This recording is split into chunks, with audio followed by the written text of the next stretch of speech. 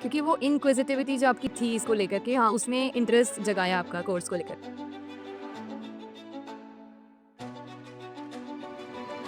सफलताएं मिलती नहीं सीधे रास्तों पर। सफलताएं मिलती नहीं सीधे रास्तों पर, ठोकरें तो खानी पड़ती हैं, पर खुद पर विश्वास करो और अगली बार बेहतर प्रयास करो।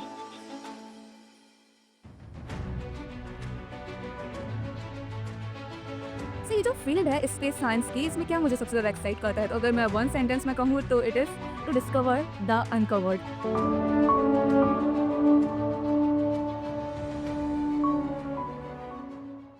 Hello, everyone, and welcome to the Cadet Alumni Association, a platform where we bring inspiring stories of cadets who carried the values of discipline, leadership, and perseverance into every walk of life. Today, we have with us a very special guest, Soumya Gupta, who began her journey as an NCC cadet from UIT RGPV under 1MP CTR Bhopal Group and is now pursuing her MS research in space science and engineering at IIT Indore. Her journey beautifully bridges the world of service and science from drills to deep space. Welcome to the show, Soumya. Thank you ma'am for inviting me. You're welcome, Soumya. How are you feeling?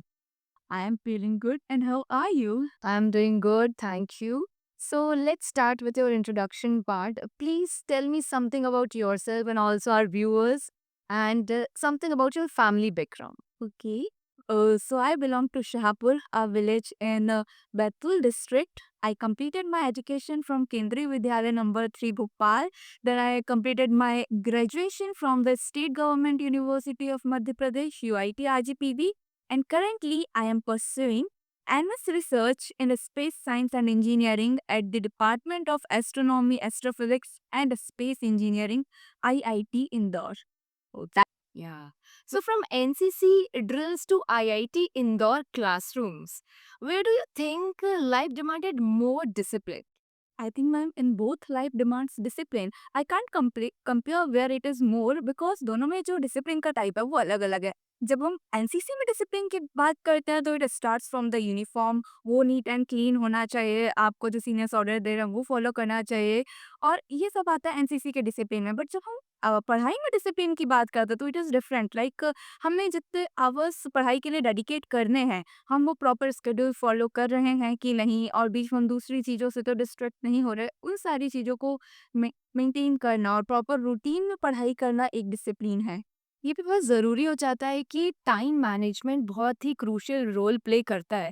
जैसा कि आपने बोला कि distractions तो बहुत सारे life में आते हैं और यूथ की बात करें तो कितनी सारी चीज़ें हमारे करियर को परस्यू करते-करते अगर देखा जाए तो करने के लिए। But with time management I think distraction से हम हट के अपनी प्रायोरिटाइज़ करें चीज़ों को तो इट्स बेटर। या So my next question to you is how did your journey to IIT Indore begin? Was engineering always your goal or did it evolve with time? There is a long story. So अगर मैं आपको starting से बताऊँ तो मैं हमेशा से ये क्यूरियस टाइप थी। मुझे बहुत क्यूरियोसिटी थी ये जानने की कि आखिर एस्ट्रोनॉमी कैसे है?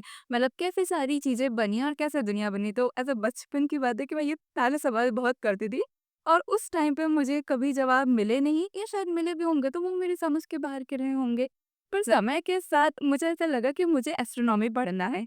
और पर जब मैं 11th-12th में आई ना, तब मुझे ये बात पता चली कि एक्चुअली एस्ट्रोनॉमी बैचलर्स में नहीं होता, ये मास्टर्स और पीएचडी का कोर्स है। सो आई थॉट कि फिजिक्स पढ़ लेंगे, और उसी टाइम पे कोरोना भी था और बहुत सारे इवेंट्स हुए, सो मैंने जेईई की प्रिपरेशन नहीं करी। But at the end destiny को कौन चेंज कर सकता है, सो सबने कहा कि नहीं, इंजीनियरिंग कर लेनी चाहिए। और फिर एक और क्यूरियोसिटी थी, नॉट ओनली एस्ट्रोनॉमी, हमेशा से ही मुझे बचपन से लगता था कि कम्युनिकेशन चैनल कैसे काम करता है। ये चीज़ें मुझे बहुत मैजिकल लगती थी जब मैं देखती थी कि हम कॉल किसी को लगाते हैं और इतने दूर तक के हमारी आवाज़ चले जा ही रही है। तो वो कैसे चले जाते हैं? जब हम टीवी देखते हैं तो उसमें मूवीज़ कैसे आ जाते हैं? जब हम फ़ोटोज़ देखते हैं तो पिक्चर्स कैसे कैप्चर हो जाते हैं? तो इसकी वजह से मुझे इंजीनियरिंग का एक सब्जेक्ट बहुत पसंद आया, वो था electronics and communication. I thought कि ये पढ़ना चाहिए। क्योंकि वो इनक्विजिटिविटी जो आपकी थी इसको लेकर के, हाँ, उसने इंटरेस्ट जगाया आपका कोर्स को लेकर के। हाँ, और इसी रीज़न से मैंने डिसाइड किया कि मैं electronics and communication engineering pursue करूँगी। Then I applied for the admission in state government university. But at that time मैंने जेईई की प्रिपरेशन नहीं करी थी, तो स्टेट गवर्नमेंट यूनिवर्सिटी में उस टाइम पे मुझे ऑटोमोबाइल इंजीनियरिंग में एडमिशन मिला। एंड द थिंग इज़ कि उस समय मुझे पता चला था कि ब्रांच अपग्रेड जैसे भी ऑप्शन होते हैं, फर्स्ट ईयर इंजीनियरिंग का कॉमन होता है, देन मेनली सेकंड ईयर से हम कोर सब्जेक्ट अपना पढ़ते हैं। तो मैंने वहाँ एडमिशन ले लिया और पूरे फर्स्ट ईयर मैंने ब्रांच अपग्रेड पे फोकस किया। देन सेकंड ईयर में मेरी ब्रांच अपग्रेड हुई इलेक्ट्रॉनिक्स एंड कम्युनिकेशन इंजीनियरिंग पे। तब मेरे मन में ये ख़्याल आया कि कॉम्पिटिटिव एग्ज़ाम्स में करेंगे, मतलब जेईई की प्रिपरेशन तो नहीं कर पाए, लेकिन हम गेट की प्रिपरेशन कर सकते हैं अभी जो हो सकता है आगे। और मैंने अपने फाइनल ईयर में गेट की प्रिपरेशन करी। Then you started preparing for GATE. मैंने थर्ड ईयर में भी गेट क्वालीफाई किया था और फोर्थ ईयर में भी। बट एक्चुअली फोर्थ ईयर में जब मैंने सेकंड टाइम गेट दिया तो मेरी एक्सपेक्टेशन पहले से ज़्यादा थी।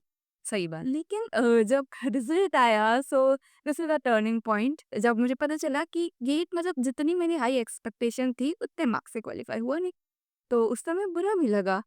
लेकिन फिर एक टर्निंग पॉइंट ये था कि मैंने अपनी डायरी में लिखा कि आखिर मैं करना क्या चाहती थी? क्या गेट क्वालीफाई करना या गेट में एआईआर 1 जाना या अच्छी रैंक लाना, क्या ये मेरा ड्रीम था या ये मेरा टारगेट था? सही। Actually the answer is no. किसी भी बच्चे को बचपन में बोलोगे ना तो ये सपना नहीं होता कि हम फर्स्ट रैंक लेंगे, हमें एग्ज़ाम क्लियर करना है। ड्रीम ये होता है कि आपको आखिर उसके बाद क्या मिलेगा? तो मैं करना क्या चाहती थी, तो मैंने सोचा कि अगर सारी प्रैक्टिकल लिमिटेशंस को हटा दिया जाए जैसे कि एग्ज़ाम्स एंड ऑल, तो आखिर मैं क्या करती? तब मैंने लिखा कि यार मुझे एस्ट्रोनॉमी करना था या मुझे एरोस्पेस इंजीनियरिंग वाह! बचपन का ड्रीम वापस से आया था जी। कि बॉलीवुड। तो एक चीज़ थी कि वो एक रैंडम थॉट था और मैंने जस्ट लिख दिया। लेकिन उसके बाद जब मैं इंटरनेट चला रही थी तब मैंने देखा चैनल्स पे कि उन्होंने बताया कि हम अगर हमने कॉम्पिटिटिव एग्जाम्स को भी क्वालिफाई किया है, लाइक आपने गेट क्वालिफाई किया हो चाहे आपने जेस्ट क्वालिफाई किया हो, जॉइंट एंट्रेंस स्क्रीनिंग टेस्ट होता है अदर एग्जाम्स ऑल्सो, तो आप डायरेक्ट पीएचडी के लिए अप्लाई कर सकते हैं आईआईटीज के अंदर। और वो बस मैंने एक्सप्लोर किया और मैं सर्च कर रही थी, तब मुझे पता चला कि एक्चुअली जो एस्ट्रोनॉमी है या एरोस्पेस है ये भले बीटेक में इजीली नहीं होते हर जगह, और इवन एस्ट्रोनॉमी तो ऐसा है कि एमटेक इन एस्ट्रोनॉमी से सभी सब्जेक्ट सही होते हैं, लेकिन पीएचडी के अंदर ऐसे बहुत सारे स्पेशलाइजेशंस थे जिनके बारे में मुझे सर्च करने पे पता चला और मुझे वो बहुत अच्छे लगे। सो आई थिंक पूरे 2 महीने तक बैठ के मैंने बहुत सारे आईआईटीज, जिसमें कुछ में फिजिक्स डिपार्टमेंट के अंदर एस्ट्रोनॉमी पर रिसर्च होती है और कुछ में जैसे कि आईआईटी इंदौर, आईआईटी कानपुर, यहाँ पे इनके पास स्पेस साइंस एंड एस्ट्रोनॉमी के डिपार्टमेंट्स हैं। तो मैंने उनमें अप्लाई करा एंड आई थिंक कि भले आपका एग्जाम कैसा भी जाए बट प्रिपरेशन आपकी हर जगह काम आती है। तो वो जो गेट की प्रिपरेशन थी जो मैंने एग्जाम की टारगेट से की थी ना, वो मेरी मैं कह सकती हूँ कि एग्जाम से ज़्यादा मेरे इंटरव्यूज में काम आई, बिकॉज उसमें हम एक बार पूरे कॉन्सेप्ट को, इंजीनियरिंग को फिर से डेप्थ में कॉन्सेप्चुअली पढ़ते हैं। तो उसके बाद मई में मैं कह सकती हूँ कि 29 मई को मुझे आईआईटी इंदौर का एडमिशन ऑफर लेटर आया। Oh great! और वो कहते हैं ना कि hard work always pays off. या तो ये वही चीज़ थी कि आप हार्ड वर्क करते रहे और कंसिस्टेंटली होके करते रहे और उसका आपको फल मिला। हाँ, बिल्कुल। So you are currently in which department at IIT Indore and what excites you to the most about your field? Okay, so I am currently in the department of astronomy, astrophysics and space engineering, IIT Indore. So ये जो field है space science की, इसमें क्या मुझे सबसे ज़्यादा excite करता है, तो अगर मैं वन सेंटेंस में कहूँ तो it is to discover the uncovered. Oh! That's impressive Soumya. Because there are many things जो कि हमें एस्ट्रोनॉमी के बारे में नहीं पता है। हम उसको सिर्फ़ बिल्कुल। मैथमेटिक्स से प्रेडिक्ट करते हैं और हमारे पास इंस्ट्रूमेंटेशन है। आज तो टेक्नोलॉजी काफ़ी अच्छी है, तो हम उससे पता लगाने की कोशिश करते हैं। तो रिसर्च एक ऐसी फील्ड है, लाइक अगर मैं कोई और सब्जेक्ट पढ़ूँ तो टेक्निकली हम जब इंजीनियरिंग पढ़ते हैं तो हम वो चीज़ें पढ़ते हैं जो ऑलरेडी एग्ज़िस्ट करती हैं। बट रिसर्च में हम वो चीज़ें पढ़ते हैं जो कि एग्ज़िस्ट नहीं करती, लेकिन हम रिसर्च करके बना रहे हैं। तो एक ये चीज़ भी है जो मुझे रिसर्च के बारे में बहुत अच्छी कि स्पेस और रिसर्च जो है वो 3D एनिमेशन और मूवीज़ से कई गुना ज़्यादा आगे बढ़कर है और इसके बारे में आपको काफ़ी डीप नॉलेज आगे भी जानने को मिलेगा। हाँ। बिल्कुल। So Saumya, when did your dream of joining ISRO first take shape? And what inspired you the most? Okay, so I can feel that कि मैंने एक बुक पढ़ी थी एपीजे अब्दुल कलाम की थी विंग्स ऑफ फायर। तो इंस्पिरेशन मैं कह सकती हूँ कि वो बुक बहुत इंस्पायरिंग थी मेरे लिए, और वहाँ से एक पॉइंट ऑफ टाइम पर मुझे ये इंस्पिरेशन आई कि यार अगर उस टाइम पे वो इतना, यानी कि जब एक्चुअली स्पेस साइंस में कुछ टेक्नोलॉजी थी भी नहीं इंडिया में, तब अगर वो इसरो की शुरुआत कर सकते हैं तो हम आज क्यों नहीं कर सकते। बिल्कुल, बिल्कुल। अब मैं जानना चाहूँगी कि एनसीसी का ऐसा एक्सपीरियंस जिसने बहुत हेल्प करी हो आपकी, आपकी क्वालिटीज़ को डेवलप करने में और आगे आपके करियर में कैसे एनसीसी का एक हिस्सा होना आपकी मदद कर रहे हैं? Okay, so I can say that कि एनसीसी सिर्फ फिजिकली ही आपकी पर्सनालिटी को इम्प्रूव नहीं करता है, बस बल्कि मेंटली भी उसने बहुत कुछ, कहना चाहिए, क्वालिटी डेवलप करी है, जैसे कि डिसिप्लिन या काफ़ी सारी चीज़ें थी जो एनसीसी से पहले मुझे ऐसा लगता था कि नहीं, शायद ये तो मैं नहीं कर पाऊंगी। बट जब वो चीज़ें हमने ट्राई करी तो हमें अपनी लिमिटेशंस पता चलती हैं। तो ऐसे कई चैलेंजिंग चीज़ें हुई एनसीसी में, और उनसे हमें अपने बारे में पता चला था। आई थिंक एनसीसी ने सिखाया कि कैसे अगर प्रॉब्लम आए भी तो डट के खड़े रहना, इजीली नहीं गिव अप करना है। दिस थिंग आई थिंक हमेशा काम आएगी। बिल्कुल, और मुझे लगता है कि एक एनसीसी कैडेट होने के नाते हम जान जाते हैं कि हमें कैसे अपने पोटेंशियल को अनलॉक करना है और हमारी कैपेबिलिटीज़ को क्रॉस करके भी हम आगे बहुत सारी चीज़ों को अचीव कर पाते हैं with confidence. So Soumya, if you could be a part of any one ISRO mission, which one would it be and why? Please tell me that. Okay, so ma'am, if we talk about the future ISRO missions, तो future ISRO missions का तो अभी ये idea नहीं है कि कौन से होंगे। पर अगर आप इमेजिनरी पूछ रहे हैं तो आई excited if I got the opportunity to work on the ISRO mission which are related to the astronomy, because currently मेरा जो रिसर्च एरिया है वो गैलेक्सी इवोल्यूशन एंड फॉर्मेशन से रिलेटेड है, and very excited if I got the opportunity to work in any such ISRO mission. So Soumya, what challenges do you face as a student? जैसा कि हम देख रहे हैं कि हर एक फील्ड में, हर एक करियर में कंपटीशन बढ़ता ही जा रहा है। So how do you keep yourself motivated in this journey?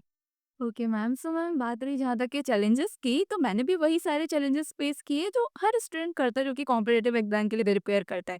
कहीं ना कहीं हम कितना ही पढ़ रहे, हमें लगता है हमारा सिलेबस बच गया, हम रिवीजन कर लेते हैं, फिर भी हमें लगता है कि वो रिवीजन सफिशिएंट नहीं है।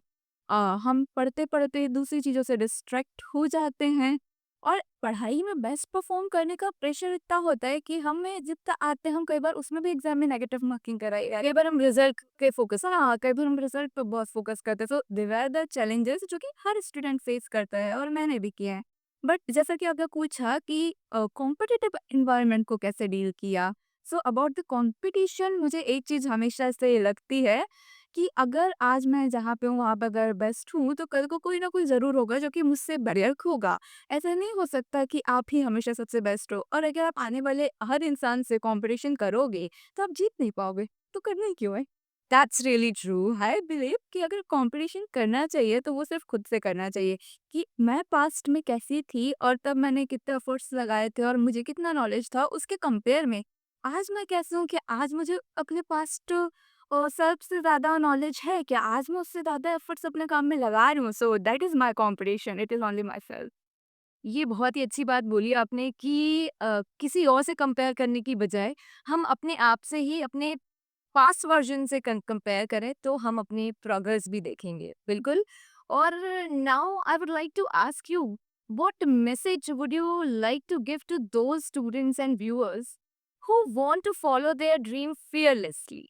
क्योंकि वो जो जज्बा है कर दिखाने का, फिर चाहे वो कोई भी फील्ड हो, पर वो जज्बा जो है कर दिखाने का, उसके लिए आप हमारे व्यूअर्स को क्या मैसेज देना चाहते हो?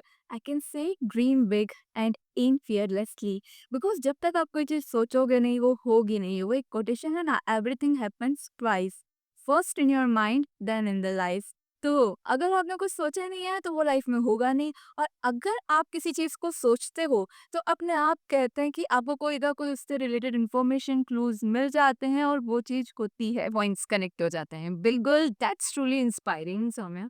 जैसा कि इन दिनों ट्रेंड चल रहा है, past version versus present version के बीच में कन्वर्सेशन जो होती है, बहुत चल रहा है ये ट्रेंड। तो इसी से रिलेटेड नेक्स्ट सवाल है मेरा, that if your younger self could hear this conversation somewhere today, so what would you tell her? अगर छोटी सौम्या इस पॉडकास्ट को देख रही होती तो आपका क्या मैसेज होता उसके लिए? अगर छोटी समय ये पॉडकास्ट सुन रही होती तो मैं यही उससे कहती कि कभी सवाल पूछना मत छोड़ना, क्योंकि वही कुछ सवाल थे जो क्यूरियस माइंड में मैं बचपन में पूछ लिया करती थी, ये चीज़ें कैसी होती हैं, और शायद उन्हीं के जवाब ढूंढते ढूंढते मैं आज यहाँ हूँ। So I think he always asked the questions. Be inquisitive और क्यूरोसिटी अपनी खत्म मत होने देना, बिल्कुल। बहुत सही बात बोली है। तो सौम्या, बहुत सारे लोग हैं जिनको space science and engineering course के बारे में काफ़ी नॉलेज ही नहीं है। अवेयरनेस ही नहीं है कि हम ये परस्यू भी कर सकते हैं। और ग्रेजुएशन के बाद इसे करते हैं, ये तो I got to know right now only.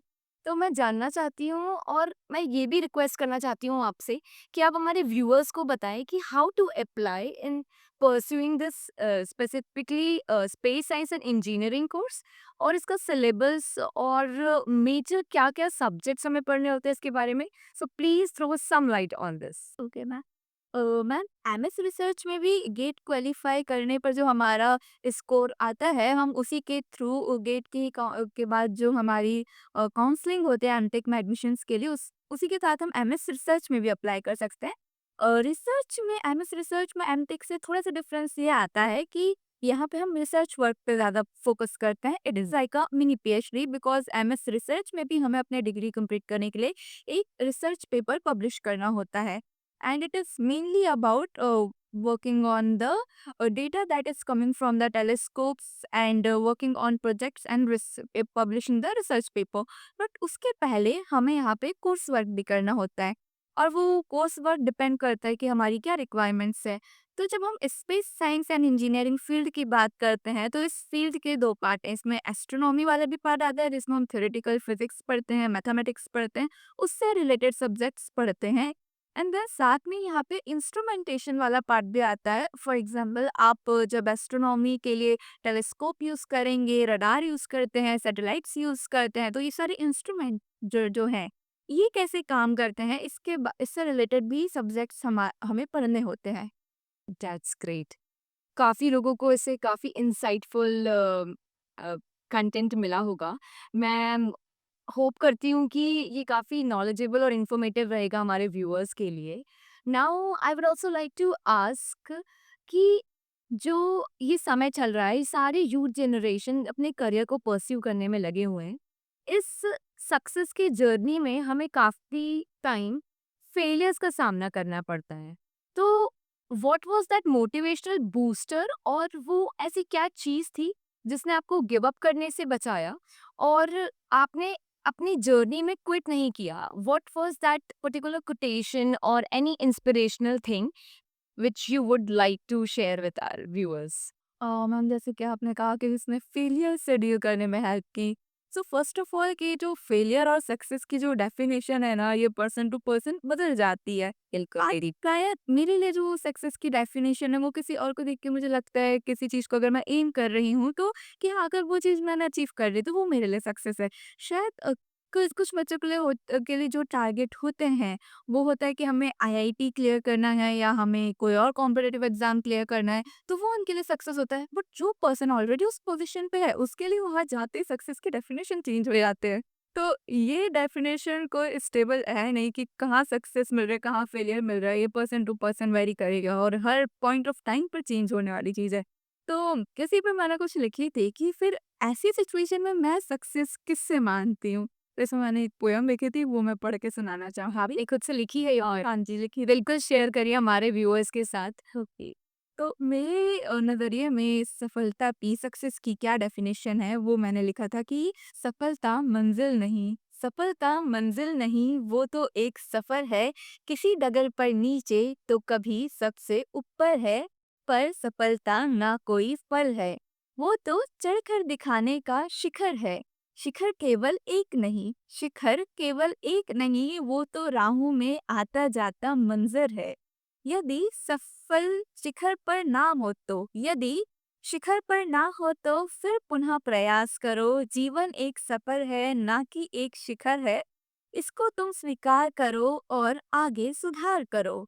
सफलताएं मिलती नहीं सीधे रास्तों पर, सफलताएं मिलती नहीं सीधे रास्तों पर, ठोकरें तो खानी पड़ती हैं, पर खुद पर विश्वास करो और अगली बार बेहतर प्रयास करो। ये सफर तुम्हारा है जीवन का। ये सफर तुम्हारा है जीवन का, जीवन नहीं कोई एकमात्र। हर दिन नया सवेरा लाता है, अंतः प्रेरणा से भर जाता है। तत्वम पोषण अपावणु, तत्वम पोषण अपावणु, यह मंत्र ज्योति बरसाता है। राहों में जो रुके ना कभी, वही सफलता के पथ को पार कर पाता है।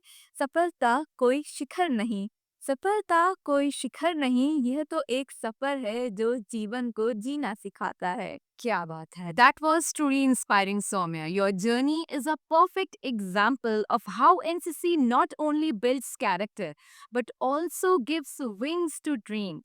Thank you so much for joining us and sharing your story. We wish you immense success in your journey and beyond. Jai Hind. Thank you so much ma'am for inviting मी। जय हिंद।